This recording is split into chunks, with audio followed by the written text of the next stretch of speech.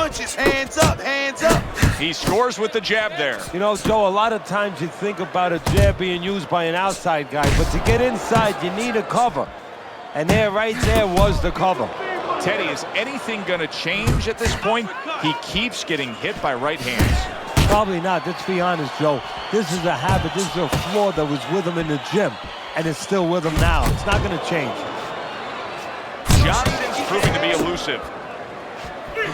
Here's a moment here as you see the step-back counterpunch where you realize this is the sweet science, not just some raw savagery swinging out there. Look at the little subtleties here, Joe. What he does is he forces him into a position to stop the punch. And then when he stops, steps back, makes a miss, and comes right back.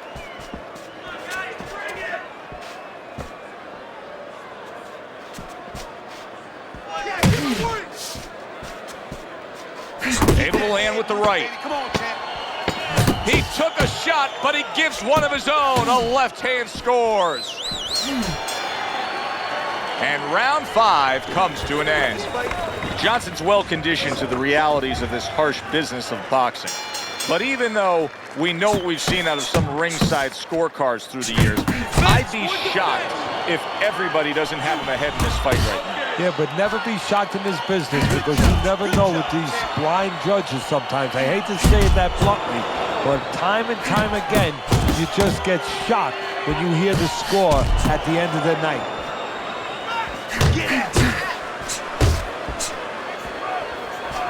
Good shot to the head with that right hand. Teddy, he's just covering up. That's all he's doing, but it gives his opponent so much time to pick where he isn't. Yeah, you're right, Joe. I mean, first of all, some of them are going to get through and some of them will watching them. They're getting through. And you just touched on it. I mean, you cover up, you tell your opponent, hey, I'm camping out, I'm not throwing back. So instead of throwing 1 or 2 at you, he's throwing combinations of 3, 4, 5. You got a problem. Watch the hook. Super 3-punch combination by Johnson. He just missed that shot up top. Back to the body, back to the body. Well, he really digs in when he decides to throw that uppercut. Good job. Nice work, great technique. The combo lands. Comes right back with a shot of his own.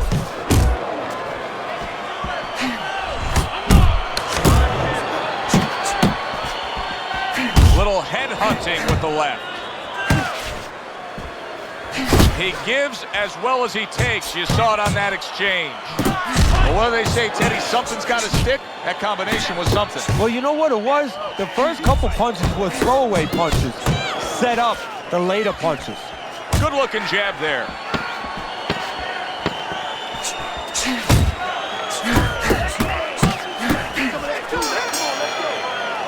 All that hard work in training camp, all those hours in the gym. Right now, between rounds, Johnson's grabbing one last breath before he goes out and does it again. It's paying off. Yeah, right now he's glad he got up at 5 o'clock in the morning. He wasn't then, but now he's glad he got up at 5 in the morning. Oh, and a big right hand lands. Uncle Mo, big shot. He goes down, and there is still plenty of time remaining in this round.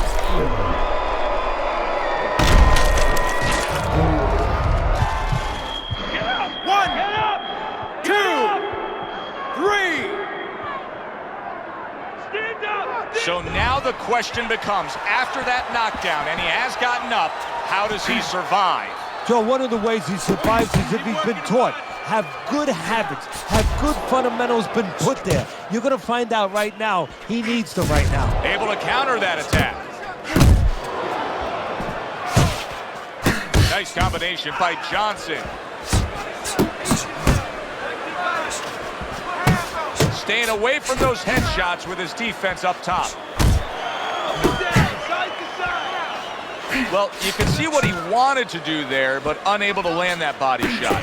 We've seen it many times before, and maybe this will be the time for him when you realize just how bad a cut is, where it puts you in that desperation mode, that instant offense mode, that there's a certain urgency that has to be had. You know, it's funny you say that because sometimes fighters need a little fire to be lit underneath them.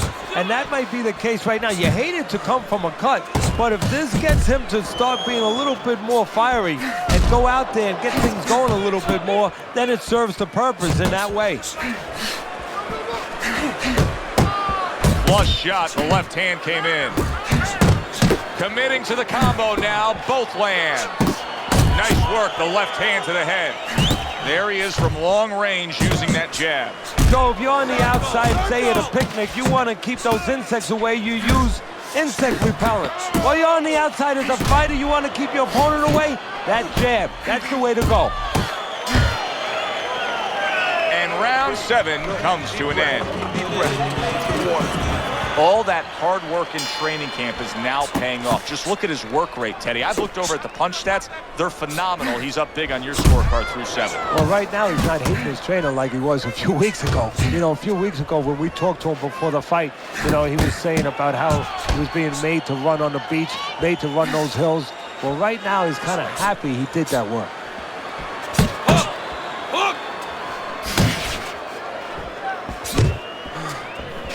Able to time that left hand and score with it. Well, Teddy, you get in a spot like this, and everybody has their eyes on the fighter who was just knocked down in the last round. What do you look for? What tells you right away that you know what his status is? Well, it's two things. The easiest one is the legs, Joe. I want to see if they're steady, if they're firm, if he's okay. But the next thing is his personality, believe it or not. It's kind of like when you go out to a bar with someone, they have a few drinks, and all of a sudden they're a different person. You know they're drunk. Well, I want to see whether or not my fighter's drunk. If he starts rushing at the guy, starts acting in a way that he's never acted before, I know it's time to pull the plug. Flush shot, it was the overhand left. Punches and bunches. It worked out well there with that combo. Oh, he gets hit by a left. Did you see that? Can he get up from this? He's done it before, but can he get up from a second time down?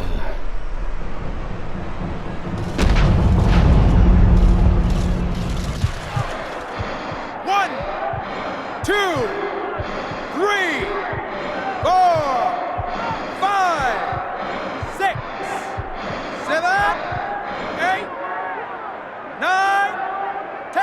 And it's over. Look at this. Johnson's got